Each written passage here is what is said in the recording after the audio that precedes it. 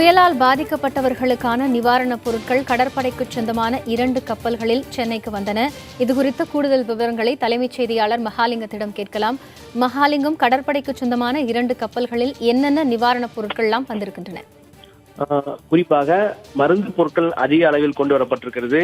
அதே போல தேவையான உணவுப் பொருட்கள் மற்றும் துணிமணிகள், பாதிக்கப்பட்டவர்களுக்கு துணிகள் கொடுக்க வேண்டும். எனவே பலருக்கு துணிகள் இல்லாமல் அல்லல்படுவதாக தகவல் கிடைக்க எடுத்தது. தற்பொழுது இந்திய போர்க்கப்பல்கள், கடற்படைக்கு சொந்தமான 2 போர்க்கப்பல்களில் விசாகப்பட்டினத்திலிருந்து இந்த 2 கப்பல்களும் வந்து தற்பொழுது நிவாரணப் பொருட்களோடு சென்னை கொண்டு வரப்பட்டு அந்த நிவாரணப் பொருட்கள் எல்லாம் சென்னை மாநகராட்சி அதிகாரியிடம் ஒப்படைக்கப்பட்டிருக்கிறது.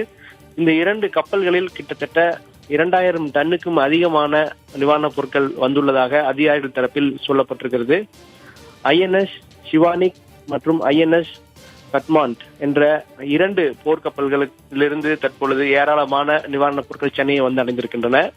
அதே போல மருத்துவ குழுவினர், இந்த போர்க்கப்பலில் உள்ள மருத்துவ குழுவினரும் தற்பொழுது சென்னையில் முகாமிட்டு பாதிக்கப்பட்ட மக்களுக்கு மருத்துவ சிகிச்சை, மருத்துவ உதவிகளை கொடுப்பதற்கான ஏற்பாடுகளும் மாநகராட்சியோடு ஒருங்கிணைந்து இந்த பணிகளை மேற்கொள்ளும் ஒரு நிலை என்பது தற்பொழுது ஏற்பட்டிருக்கிறது.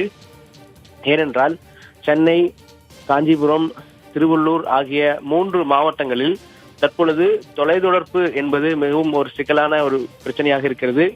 எனவே தொலைத்தொடர்பு ஒரு சிக்கலாக இருப்பதால் ஒருங்கிணைப்பது மருத்துவ குழுவினர்களை மற்றும் இந்த நிவாரணப் பொருட்கள் கொடுப்பதில் உள்ள ஒருங்கிணைப்பு என்பது சவாலாக இருப்பதாக அதிகாரிகள் தெரிவித்திருக்கிறார்கள்.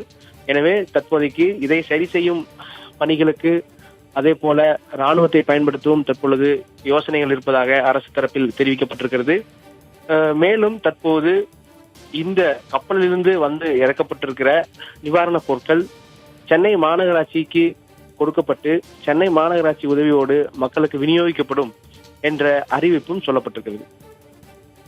துறைமுகத்திற்கு கடற்படைக்கு சொந்தமான கப்பல்களிலிருந்து நிவாரணப் பொருட்கள் வந்திருக்கக்கூடிய காட்சிகளையும் பார்க்க முடிகிறது. மகாலிங்கம், உடனடியாக எந்த பகுதிகளுக்கு நிவாரணப் பொருட்கள் அத்தியாவசியமாக தேவைப்படுகிறது? மாநகராட்சியிடம் ஒப்படைக்கப்பட்ட பிறகு எத்தனை குழுக்களாக சென்று அவர்கள் நிவாரணப் பொருட்களை வழங்குவார்கள்? காயத்ரி, தற்பொழுது வர்தா புயல் கரையை கடந்தது சென்னைக்கு மிக அருகில் என்றுதான் சொல்லப்பட்டிருக்கிறது. அதே போல வட சென்னையில் அதிகமான பாதிப்பு இருக்கிறது என்று சொல்லியிருக்கிறார்கள். குறிப்பாக பழவேற்காடிலிருந்து சென்னை வரைக்குமான வட சென்னை பகுதி முழுவதும் அதிக எண்ணிக்கையில் மரங்கள் விழுந்திருக்கின்றன. மக்கள் அதிக எண்ணிக்கையில், கிட்டத்தட்ட 10,000க்கும் அதிகமான மக்கள் தற்பொழுது முகாம்கள் தங்க வைக்கப்பட்டிருக்கிறார்கள். பலர் வீடுகளை இழந்திருக்கிறார்கள். எனவே தற்பொழுது அந்த பகுதிக்கு இந்த நிவாரணப் பொருட்கள் கொண்டு செல்லப்படும் என அதிகாரிகள் தரப்பில் தெரிவிக்கப்பட்டிருக்கிறது. 2 கப்பல்களில் வந்திருக்கக்கூடிய சுமார் 2000 டன் நிவாரணப் பொருட்களில் உணவு, துணிமணி, மருந்து உள்ளிட்ட பொருட்களும் அடங்கும். அதே போல மருத்துவ குழுவினரும் வந்திருப்பதாக அதிகாரிகள் சொல்லியிருக்கிறார்கள். அவர்கள் இங்கு சிறப்பு முகாம்களை நடத்துவார்கள் என்ற தகவலும் சொல்லப்பட்டிருக்கிறது. அது மட்டுமல்லாது தற்பொழுது இந்திய கடலோரப்படையிலிருந்து ஒரு தகவல் வந்திருக்கிறது.